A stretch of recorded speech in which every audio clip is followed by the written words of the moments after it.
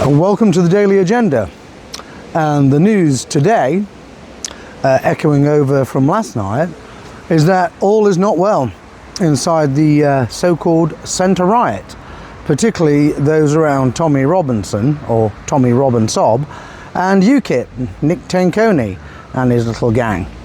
And we're reliably informed that things are coming to a head quite suitably, with a raft of fallouts, the usual ongoing conflict over what can only be described as gross misconduct.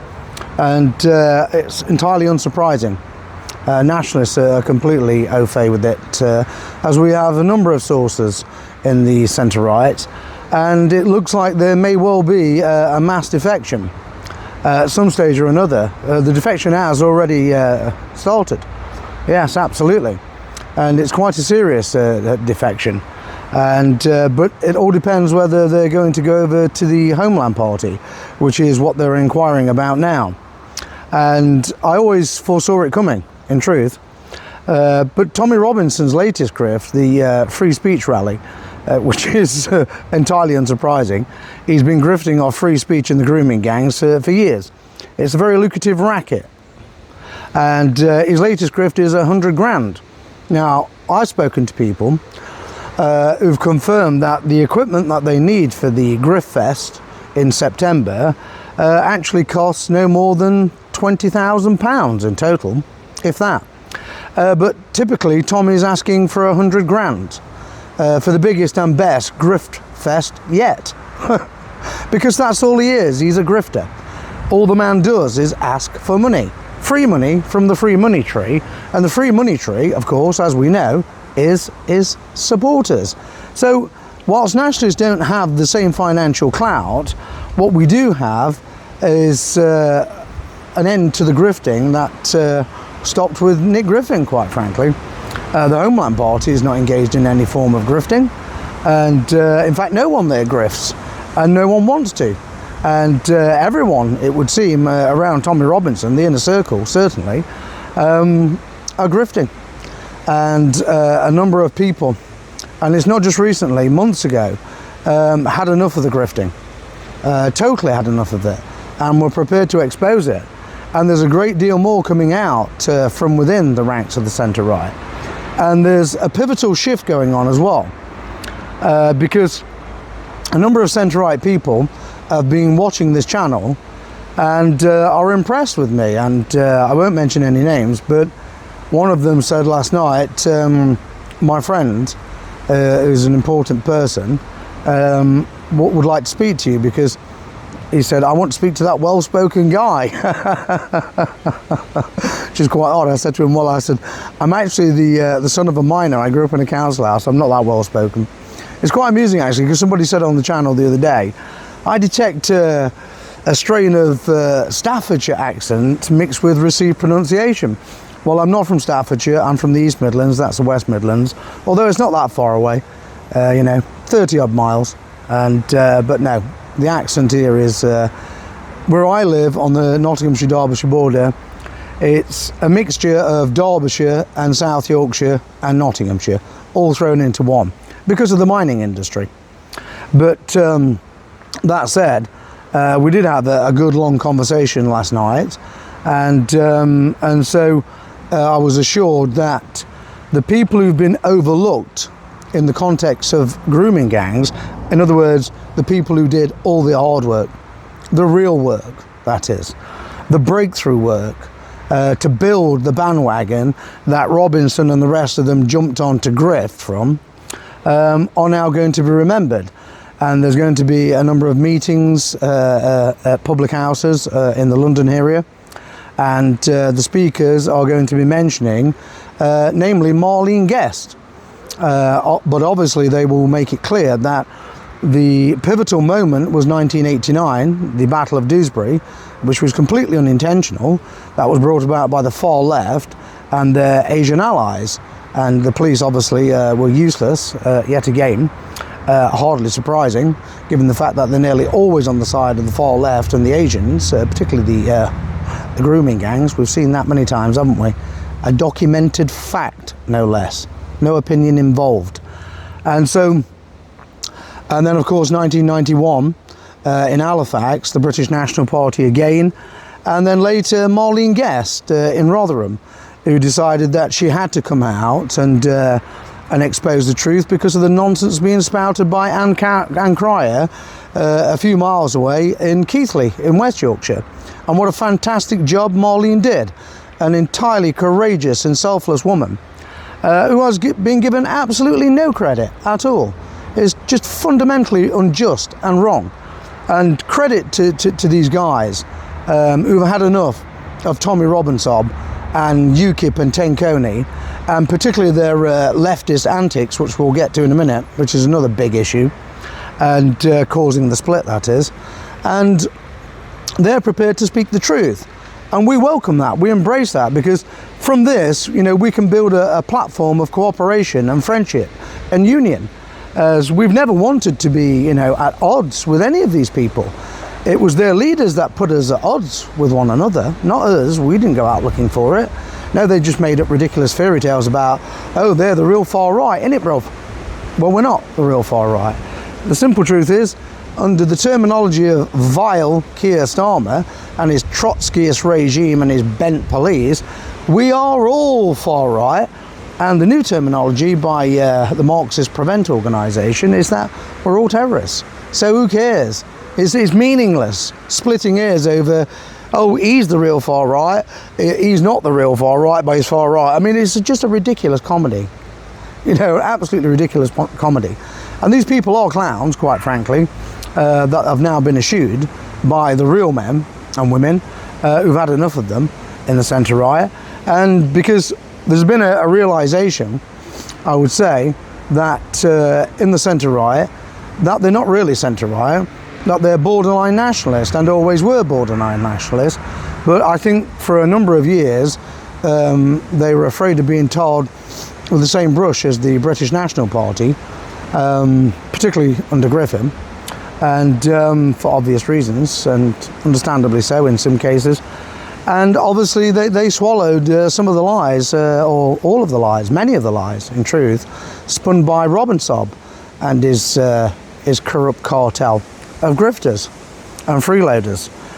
But that's over now, and there's been a dawn of realisation, a great awakening, and a large phalanx of the centre right has broken away, totally broken away, in a very definite defection, a very clear conflict, which means, I mean, I can't speak too much about it, but Nick Cenconi in particular has been asking some utterly ridiculous things. I'd like to be able to tell you about it now, but it's not my business to tell you about it. Well, it should be my business, but I don't have authorization to break that person's confidence. And I don't pull stunts of that nature, because that's how lack of confidence is generated, and I need to maintain the confidence. But yes, absolutely. Cenconi has been making some ludicrous requests of people, and frankly, I think the man lives in a dream world, which I've said many times before. He's a cross between the Branch Davidians and the Ku Klux Klan, or what Kenny Smith calls the Mad Christians. Well, Cenconi is certainly a mad Christian, we know that. I certainly do. You know, that creepy moment, was it in Portsmouth, when he was screaming at a speech, deport, deport, deport, and then stood aside, and there on the blackboard was, Jesus loves you. I mean, goodness me. A friend of mine was considering joining UKIP, and I said, really? My goodness, I think you need to see this video on YouTube. And he said, what is that? I said, well, it's Nick Cenconi, the so-called leader of UKIP, David Koresh II. And he watched it and he said, oh my goodness, that is very, very creepy. And that was the end of that inkling of joining up with UKIP, because of the betrayal of, well, predicted betrayal of Reform UK, who have now become so liberal centrist that even Farage's current liberal position has surprised even me, in truth. I never thought he'd sink into the swamp or the cesspit of the Liberal Democrats, but that's exactly where he appears to be. And I think that's probably the best place for him. You know, that's what will ensure the bubble bursts. But I say this to nationalists tonight. take heart, you know, with renewed vigor and hope and optimism, because thousands more people are on their way to join us. People who've had enough of these centre-right antics, quite frankly. That's if they can even be called centre-right. I'm talking about the people running the so-called centre-right, all the paid actors, the Mayor Tuses of this world, the Paul Thorpes, etc. You know, the Liam Tufts. They're all paid actors. They're all on the payroll, every single one of them. And that was confirmed to me by the man leading this large faction out of the centre-right. They're all paid actors. We've known it for a very long time, quite frankly. And I discussed with him last night, and I made it perfectly clear to him, and he agreed with me entirely. This is one of his main concerns, that the so-called centre-right are using the terminology of the left when referring to nationalists, describing us as the real far right and notorious online racists. And when put on the spot to explain their imitation game of remigration, they can't explain it. And that's a very good point in actual fact on remigration. So I've written the Nationality and Remigration Act white paper, or a proposal for that legislation, and the policy to undertake mass remigration over 20 years. And it's now on a new website called the dailyagenda.co.uk. So go and check that out. That's the dailyagenda.co.uk. And there you'll be able to read the entire policy and also the blueprint for the plan to undertake remigration. Of course, this is just, you know, a draft. This is the draft stage. But we can define remigration, you know. And by remigration, we mean a white, 95% white supermajority, 90% at the very least. Tenconi and his clown, same as Goldilocks, Paul Goldilocks in Britain Last. Let's call it Britain Last, shall we? This is a much better name than the joke Britain First, because it's nothing of the sort under Paul Goldilocks. It's Britain Last. And they can't define remigration. They have no remigration policy. They just say we want remigration. Tenconi, of course, the mad Christian, he just rants about millions of them must go, millions of them must go. Presumably, is God's going to come and part the English Channel and kick them out back into France and Belgium and Holland? One would presume, anyway. And perhaps Nick Tenconi will be the Moses with his staff, leading his UKIP clowns across the English Channel, driving them back to the French coast. Don't be surprised. Don't be surprised if at some time, some future point in history, that this is how remigration was recorded. Sorry, I just cannot help but take the piss. It's in my nature. Because when confronting clowns, it's impossible not to take the piss. And so I hope you enjoyed that one.